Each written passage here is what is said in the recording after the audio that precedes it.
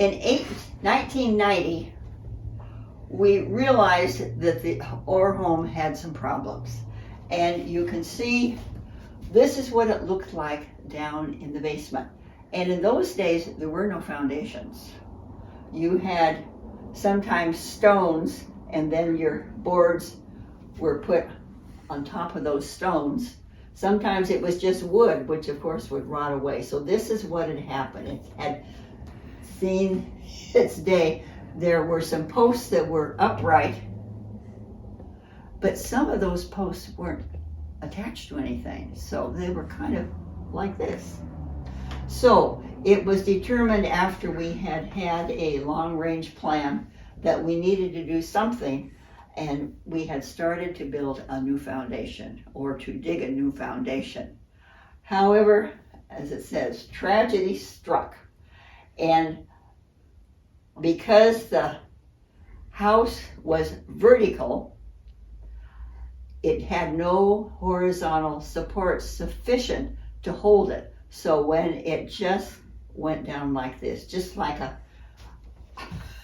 deck of cards, and you can see this, and there was a tree, a pear tree on the corner, and we feel that probably that saved the house from going all the way down. So this was a whole floor below here, and now the back porch is all the way to the ground, so you can see what's happened here. And all of the wallpaper that we had in the hallway, in the one of the bedrooms, and in the parlor had all split, because of course they split where the wood went. So here we have that. The stove was thrown across the room, and you can see all of this, and this is on the stairway going up. So it was an absolute mess. So we had to remove all of the furniture from the house. We had to wear hard hats. We only had 6 people who could come in at a time. We were fortunate that we could take all of the furniture up to Fort Steilacoom Museum because they had room, and so all of that went up. The only thing that didn't go up was the stove. And the reason it didn't go up was it had come in because we had purchased it earlier, but because the door jambs had slanted and so forth, we could not get the stove out of the building. So we were fortunate to have a company who was owned by a fellow here in town and his son who'd grown up here in town, John Korsmo, who were willing to take on this huge project.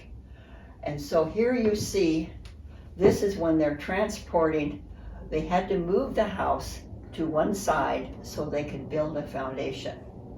I might mention that when the house fell, as it did here, there were fellows that came from a company in Auburn who were, they called them the moles.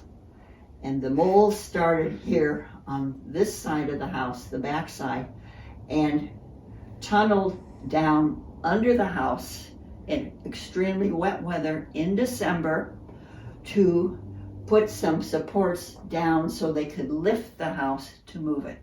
I mean, it was an incredible job.